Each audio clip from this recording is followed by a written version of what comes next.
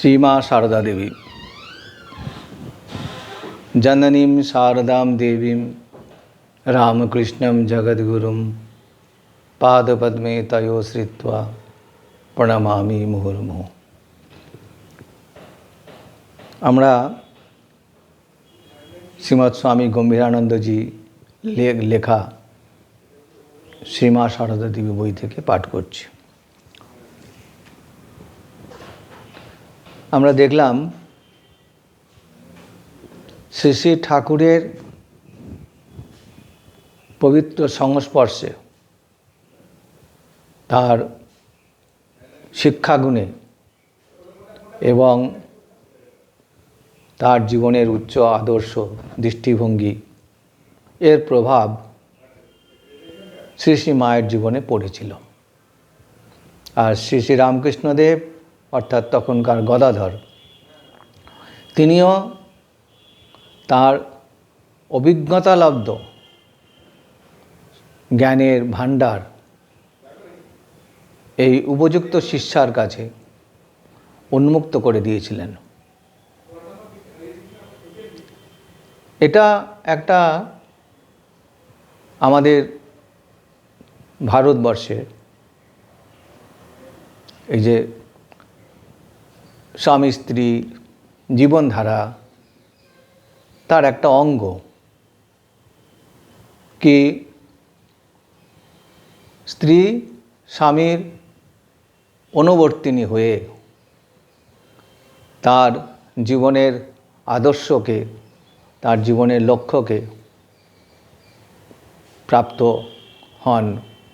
তিনি এইভাবে তার জীবন সার্থক করেন। এক্ষেত্রে বর্তমান ক্ষেত্রে আমাদের যে আলোচনার বিষয়, যে মহান চরিত্র,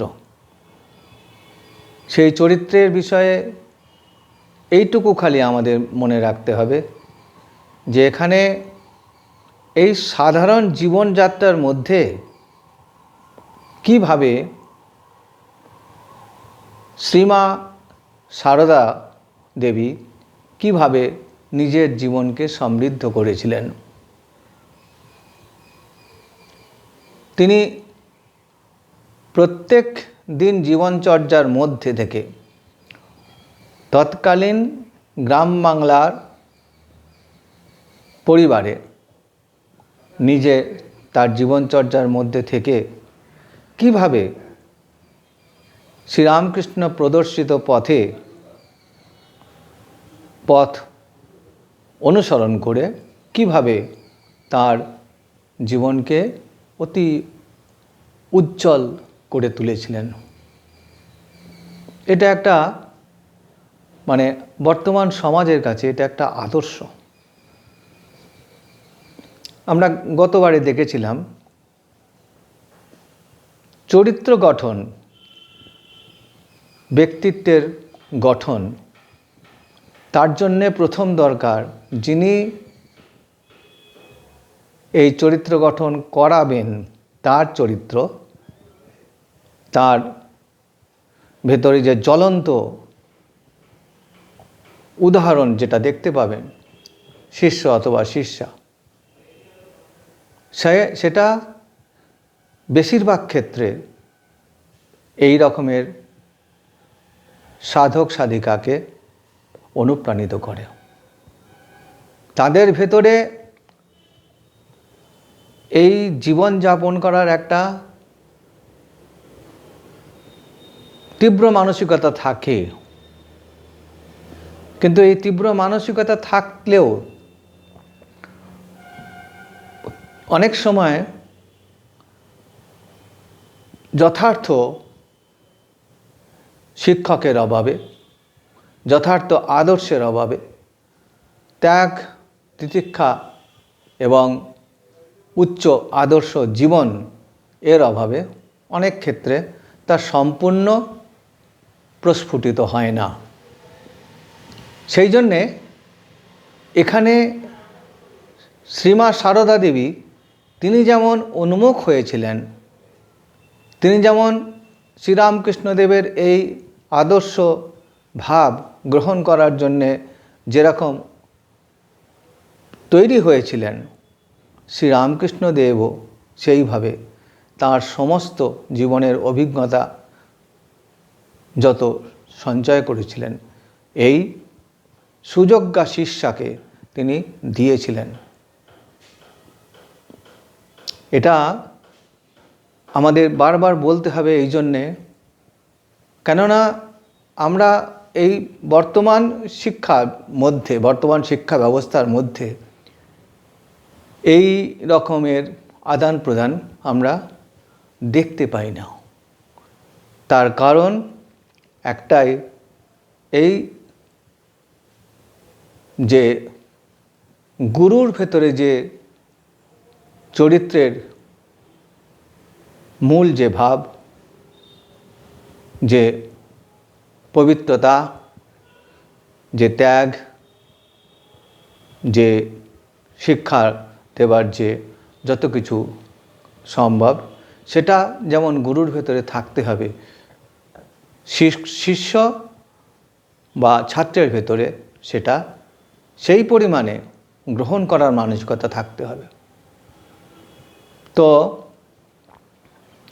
আমরা দেখলাম শ্রীরামকৃষ্ণদেব তাকে অনেক রকমভাবে শিখিয়েছেন, ভালোবাসা দিয়ে, বুঝিয়ে, তার নিজের জীবনের ঘটনা বলে তিনি অনেকভাবে তাকে যথার্থ তৈরি করেছেন। এবং আমরা দেখেছি শ্রীমা সারদা দেবী সেইগুলোকে যথার্থ গ্রহণ করেছেন। এই যে বর্তমানকালে এই অভাবটা আগেকার দিনে, পুরনো সময়ে যখনকার কথা বলছি, সেই সময়ে গুরুগৃহ কথাটা ছিল। গুরুর কাছে শিষ্য আসত, অথবা তারও আগে বৈদিক যুগের কথা। শিষ্য গুরুর কাছে আসত, সেখানে গুরুর কাছ থেকে স্বয়ং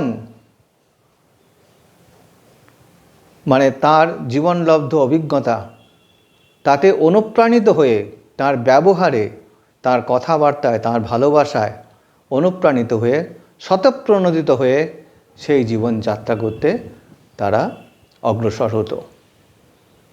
বর্তমান যুগে এই ভাবটা যেহেতু দিন দিন বেশি অভাব দেখা যাচ্ছে, সেই জন্যে তার মধ্যে আমরা আমরা যে দেখছি যে একটা যথার্থ শিক্ষা লাভ করে না, কিন্তু এটা সব ক্ষেত্রে সমান নয়। নিশ্চয়ই শিক্ষা লাভ করছে, কেননা ভারতের ছাত্রছাত্রীরা বিদেশের যে কোনো ছাত্রছাত্রীর পক্ষে থেকে অনেক বেশি স্বীকৃত হচ্ছেন। তাদের শিক্ষাগুণ, তাদের ব্যবহার, তাদের চরিত্র, এটা হলো ভারতীয় সংস্কৃতির ধারা। তো আমরা শ্রীরামকৃষ্ণদেবের এই রকম যে দেখলাম ব্যবহার, এই ব্যবহারে শ্রীমা মুগ্ধ হয়েছেন।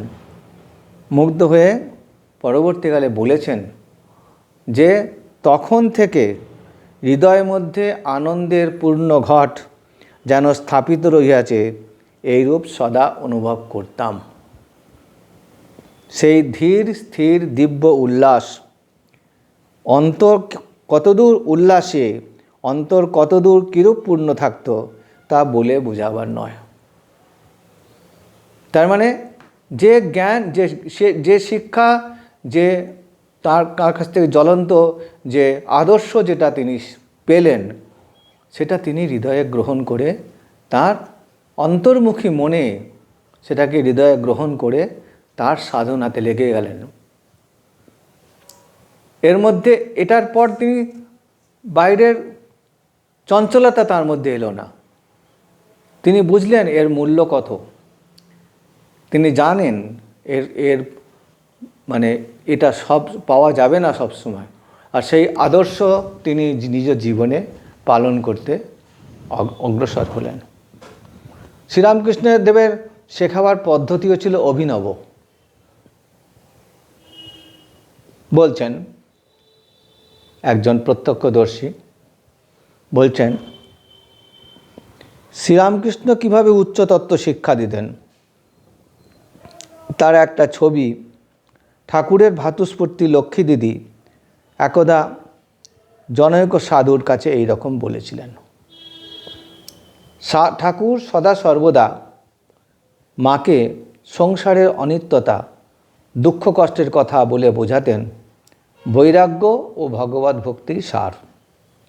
বলতেন, শিয়াল কুকুরের মতো কতগুলো বাচ্চা কাচ্চা বিয়ে কি হবে?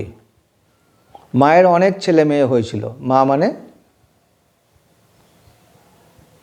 শ্যামাসুন্দরী দেবী। তো শ্যামাসুন্দরী দেবীর অনেক ছেলে মেয়ে হয়েছিল, কয়েকটা মারাও গিয়েছিল। মা তার সেই ছোট ছোট ভাই বোনদের কোলে কাঁখে করেছেন। তাদের মৃত্যুতে তার মা বাপের শোক কষ্ট দেখেছেন, নিজেও শোকতাপ করেছেন। সেই সকল উল্লেখ করে ঠাকুর বলতেন, তোমারও তো অনেক ঘাটাঘাটি হয়েছে, দেখেছো তো কত দুঃখ কষ্ট, হাঙ্গামার দরকার কি? ওসব না হলে আছো ঠাকুরনটি, থাকবেও ঠাকুরনটি। মা ঠাকুরন সবসময় কাজে ব্যস্ত থাকতেন। কামারপুকুরের সংসারের যাবতীয় কাজ নিজে হাতে করতেন। একদিন সকালবেলা বাড়ির ভেতরে নেতা দিচ্ছেন, গোবর মাটি দিয়ে লেপছেন, মাটির বাড়ি তো ঠাকুর বাইরে দাঁতন করছেন আর নানারূপ রঙ্গ রসের কথা বলে সকলকে হাসাচ্ছেন। প্রত্যেকটি ব্যবহার শিক্ষণীয়। শ্রীরামকৃষ্ণদেবের প্রত্যেকটি ব্যবহার কীরকম শিক্ষা যোগ্য হয়ে যাচ্ছে সেটা দেখাচ্ছেন এখানে। কি বলছেন? দাঁতন করছেন, নানারূপ রঙ্গরসের কথা বলে সকলকে হাসাচ্ছেন। মা ঠাকুরনকে লক্ষ্য করে বললেন, ছেলের অন্নপ্রাশনে যে কোমরে গোট পরে নাচবে গাইবে, সেই ছেলে মরে গেলে সেই কোমর ভুঁইয়ে আছড়ে কাঁদতে হবে। অর্থাৎ সেই কোমর মাটিতে আছড়ে কাঁদতে হবে। লজ্জাশীলা মা নীরবে সব শুনছিলেন। ঠাকুর বারবার ছেলের মৃত্যুর কথা বলতে থাকলে তিনি অবশেষে আস্তে আস্তে বললেন, সবগুলোই কি আর মরে যাবে? মার কথা বের হতে না হতেই ঠাকুর চেঁচিয়ে বললেন, ওরে জাত সাপের ন্যাজে পা পড়েছে রে, জাত সাপের ন্যাজে পা পড়েছে। ওমা, আমি বলি সাদাসিধা ভালো মানুষ, কিছু জানে না, পেটের ভেতর সব আছে, বলে কিনা সবগুলো কি আর মরে যাবে? মা ছুটে পালিয়ে গেলেন। এখানে কয়েকটা জিনিস খুব সূক্ষ্মভাবে লক্ষ্য করার বিষয়। এক হলো ঠাকুর বারবার সংসারের অনিত্যতা, দুঃখ কষ্ট এই কথা এবং ভগবত ভক্তি এবং বৈরাগ্যই যে সার, এটা বোঝাবার চেষ্টা করছেন। মায়ের জীবনে দৃঢ় অঙ্কন করে দিচ্ছেন এবং তা নিয়ে একদিন কি কয়েকদিন ধরে এই মজাটা উনি করছেন যে তুমি তো দেখলে, তোমার ছোট ছোট ভাই বোনদের তুমি তো দেখলে, কয়েকটা তো মারাও গেল, তাতে দেখলে তো মা বাবা কীরকম কষ্ট হয়, তো কি দরকার কতগুলো বাচ্চা কাচ্চা বিয়ে কি হবে? দরকার নেই, আছো ঠাকুরনটি, থাকবেও ঠাকুরনটি, ওসবের মধ্যে যাওয়ার কি দরকার আছে? তারপরে যে কথাটা আঁতে ঘা লাগার মতো যে কথা বললেন, বলছেন ছেলের অন্নপ্রাশনে যে কোমরে গোট পরে নাচবে গাইবে, সেই ছেলে মরে গেলে সেই কোমর মাটিতে আছড়ে কাঁদতে হবে। আমরা এটা সংসারের চিত্র, এটা এরকম হয় এবং এটা সকলে তখনকার দিনে জানে, এখনও হয়, একই ঘটনা ঘটে। মা সব কিছু শুনছিলেন আর ঠাকুর বারবার ছেলের মরে যাওয়ার কথাটা বলছিলেন। তখন মা আস্তে আস্তে বললেন, সবগুলোই কি মরে যাবে? মার কথা বের হতে না হতেই ঠাকুর বলে উঠলেন, ওরে জাত সাপের ন্যাজে পা পড়েছে। অর্থাৎ ঠাকুরের উদ্দেশ্য খানিকটা সফল হয়েছে। ঠাকুরের উদ্দেশ্য কি? বৈরাগ্য উদ্দীপন করতে হবে, ঈশ্বরের ভক্তি বাড়াতে হবে এবং সংসারের অনিত্যতা দেখাতে হবে। তার সঙ্গে আরও একটা গূঢ় রহস্য, গূঢ় উদ্দেশ্য আছে। সেটা হলো মায়ের ভেতরে মাতৃ শক্তিকে জাগরিত করতে হবে। যাকে তিনি নিজের জীবন সঙ্গিনী রূপে নির্বাচিত করেছেন, সেই রকম একজনকে তার ভেতরে তিনি এই সংসারে একটি যথার্থ মাতৃশক্তি স্থাপনের জন্যে তিনি এই সংসারে এনেছেন। তার সেই মাতৃশক্তি জাগরিতা হচ্ছে।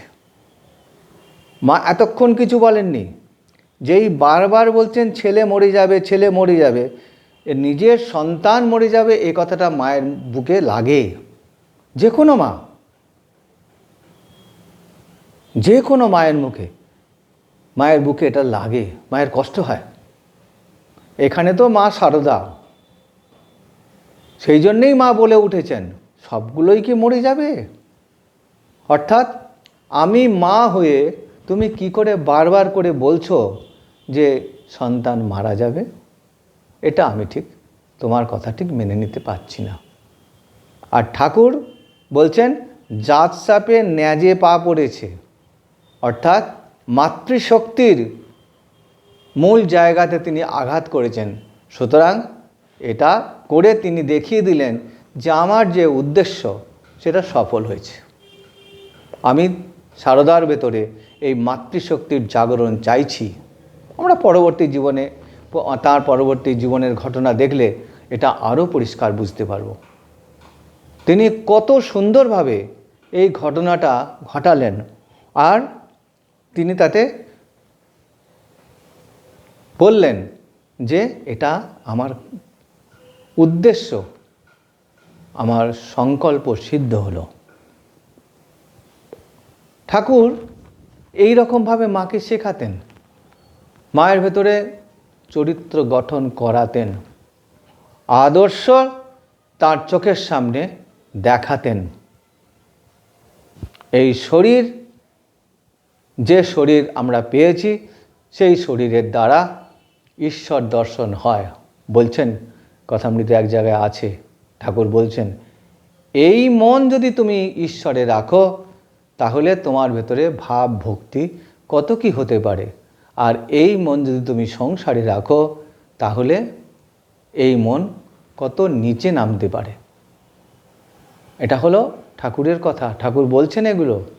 সুতরাং মায়ের সামনে আদর্শ দেখিয়ে মাকে বোঝাবার চেষ্টা করছেন, আর মায়ের মাধ্যমে সমগ্র জগৎকে এই বার্তা দিচ্ছেন যে এটা কোনো কথা নয়, এটা কোনো ব্যাপার নয় যে এই মন আমরা যেমন তেমন করে রাখব। এই মন বড় দুর্লভ, ঈশ্বরে ভক্তি এই জীবনে বড় দুর্লভ। সেই ঈশ্বরের ভক্তি পেতে গেলে আমাদের এই মনটাকে সব সময়, যতটা সময় আমরা পারব, সব সময় আমরা ঈশ্বরের পাদপদ্মে রাখব।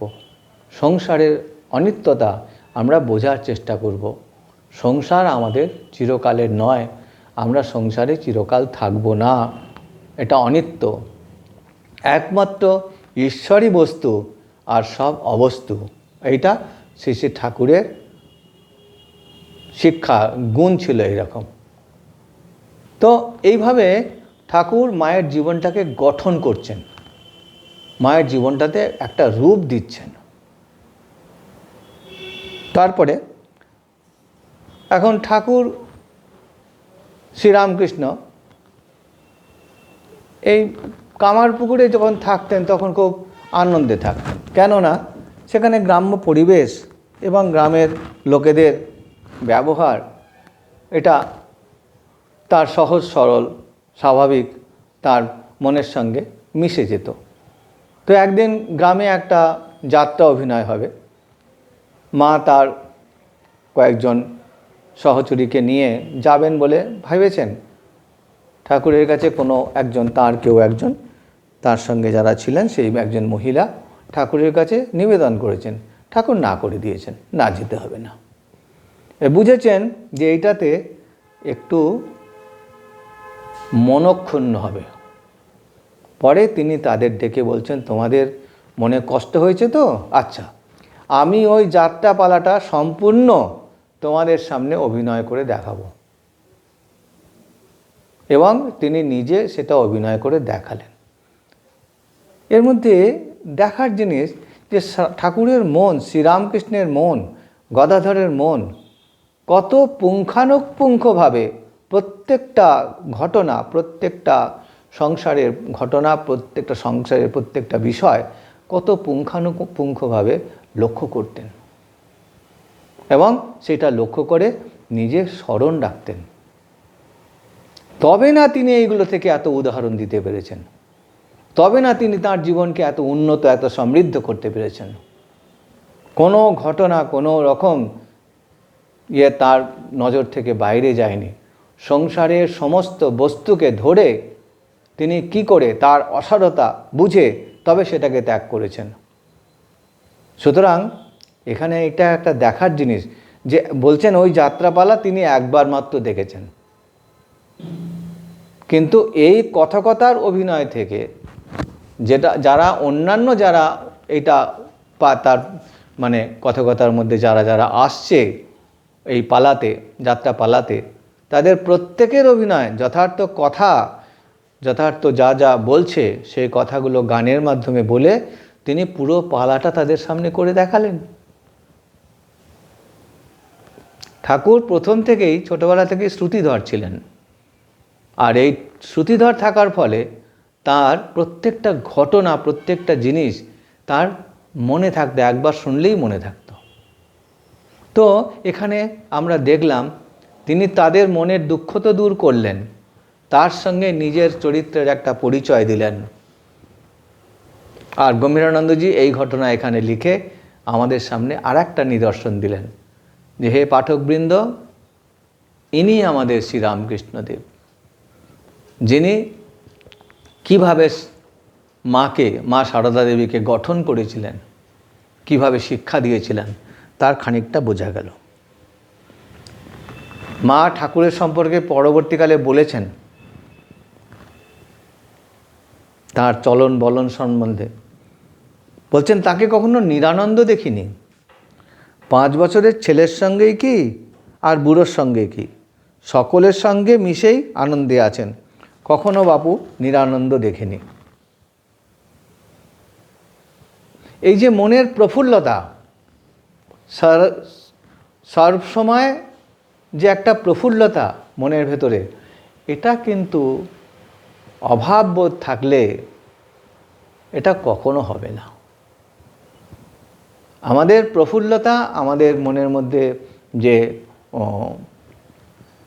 আমাদের যে মানে স্বাভাবিক যে অবস্থা, সেটা অভাবের মধ্যে মনের মধ্যে চাহিদা থাকে, যদি আমাদের ভেতরে বাসনা থাকে, যদি আমরা কোনো কিছু লাভ করার ইচ্ছা করি, তাহলে আমাদের ভেতরে এই প্রফুল্লতা থাকবে না, প্রফুল্লতা নষ্ট হবে।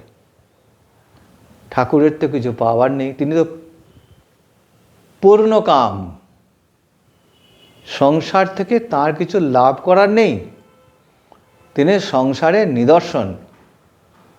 সেজন্যে তার কখনো নিরানন্দ ছিলেন না। যে কোনো মানুষের সাথে, বলছেন ছোট 5 বছরের ছেলেই হোক কি বুড়ো হোক, কখনো তাকে নিরানন্দ দেখিনি। তিনি সকলের সঙ্গে মিশে আনন্দ করতে পারতেন, কেন আনন্দ আমাদের স্বরূপ, আনন্দ আমাদের ব্যবহারের মধ্যে বেরোয়, যেহেতু এটা আমাদের মধ্যে আছে। শ্রীমা ঠাকুরের কাছ থেকে এই যে একটা অদ্ভুত গুণ পেয়েছেন, সর্বদা আনন্দময়, সর্বদা সবসময় যখন যেভাবে থাকুক তখন তার ভেতরে আনন্দের প্রকাশ হয়। এইটা মা ঠাকুরের কাছ থেকে শিখলেন। তারপরে সকালে উঠেই বলছেন যে আজকে এইটা রান্না করবে তো আমি ওইটা খাবো। আবার বলছেন কি সকাল থেকে উঠে আমি বলছি খালি এটা খাবো সেটা খাবো, আমি আর বলবো না, তোমরা তোমাদের মতো যা করবে আমি তাই খাবো। এই দেখুন এখানে কতগুলো জিনিস শিখিয়ে দিলেন। খাবার কি তাঁর ইচ্ছা? তিনি তো এর মাধ্যমে অপরের চরিত্র শুধরাচ্ছেন, অপরের চরিত্র তৈরি করছেন। আবার অনিচ্ছা দেখিয়ে সেটাও বোঝাচ্ছেন যে আমার এগুলোর কোনো প্রয়োজন নেই, আমি সব সময় নিজে নিজেই ভালো থাকি, আনন্দে আছি। এগুলো দিয়ে তোমাদের শেখাচ্ছি, তোমাদের শেখানো বোঝানোর চেষ্টা হচ্ছে। আবার বলছেন রান্না রয়েছে, খেতে বসছে তিনি আর হৃদয়রাম তার ভাগ্নে, হৃদয়রাম দুজনে খেতে বসছেন। কে কে রান্না করেছে? মা সারদা দেবী আর লক্ষ্মীর মা। লক্ষ্মীর মা মানে রামেশ্বরের স্ত্রী, তার মধ্য ভ্রাতা স্ত্রী। তো দুজনে মিলে রান্না করেছে। ও রামেশ্বরের স্ত্রীর রান্নাটা একটু তিনি প্রশংসা করছেন, বলছেন কি, হৃদু এই যে রান্না, অর্থাৎ লক্ষ্মীর মা যেটা রান্না করেছেন সেটা দেখিয়ে বলছেন যে এই যে রান্না, এটা রামদাস বদ্যি, অর্থাৎ এই যে মানে যার হাতে রান্না হয়েছে সে অত্যন্ত মানে ভালো রান্না করেছে। রামদাস বদ্যি তখনকার দিনে অনেক নাম করা একজন বদ্যি ছিলেন। আর মা যেটা রান্না করেছেন সেটা দেখিয়ে বলছেন, আর এটা যে রান্না করেছে সে শ্রীনাথ সেন, অর্থাৎ হাতুড়ে ডাক্তার, অর্থাৎ যা তা পেল তেমন তেমন রান্না করে দিল, এটা তত বেশি প্রশংসার যোগ্য নয়। কি হলো মানে? হৃদয়রাম কিন্তু চালাক, তিনি বলছেন যে হ্যাঁ, তার রামদাস বদ্যি তুমি সবসময় পাবে না, তার ভিজিটও অনেক বেশি, তুমি সবসময় পাবে না। আর শ্রীনাথ বদ্যিকে তুমি, এই হাতুড়েকে তুমি সবসময় পাবে, গা টিপতে পা টিপতে ডাকলেই হলো। রামদাস বদ্যি তার অনেক টাকা ভিজিট, তাকে তো পাবে না। অর্থাৎ এটাও শেখাবার যে যেটা আমাদের পক্ষে সহজ সরল লব্ধ তাকে নিয়ে আনন্দ করো, তাকে নিয়ে ভালো থাকো, সুখে থাকো। সংসার কখনো নিত্য নয়, সংসার কখনো সুখ দান করে না। কিন্তু আমাদের মধ্যে এই যে অভাববোধ, এই অভাববোধ থেকে আমাদের মধ্যে যে এই বিষয় বাসনা থেকে আমাদের মধ্যে বিরক্তি আসে, আমাদের কষ্ট দেয়, সেইটা তিনি বোঝাবার চেষ্টা করছেন এখানে।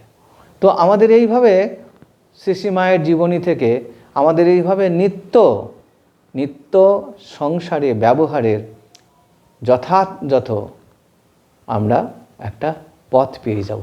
যদি আমরা চাই, যদি আমরা ঠিকমতো লক্ষ্য করি, তাহলে এর থেকে আমাদের জীবন গঠনের একটা আদর্শ পেতে পারি। তবে হ্যাঁ, আমাদের সামনে আদর্শ হিসেবে যিনি আছেন তিনি বর্তমানে আমাদের সামনে, চোখের সামনে নেই, কিন্তু তার আদর্শ হিসাবে তার লেখা, তার লেখা নয়, তার সম্বন্ধে লেখা, তার বিষয়ে অনেক গ্রন্থ, তার বিষয়ে অনেক তার উপদেশ, এগুলো আছে। এগুলো থেকে আমরা এই ভাব গ্রহণ করতে পারি। আমরা যদি এই ভাব গ্রহণ করি, আমাদের জীবন ধন্য হবে, মনুষ্য জীবন সার্থক হবে। ওম শান্তি শান্তি শান্তি। হরি ওম তৎসৎ। শ্রীরামকৃষ্ণার্পণমস্তু।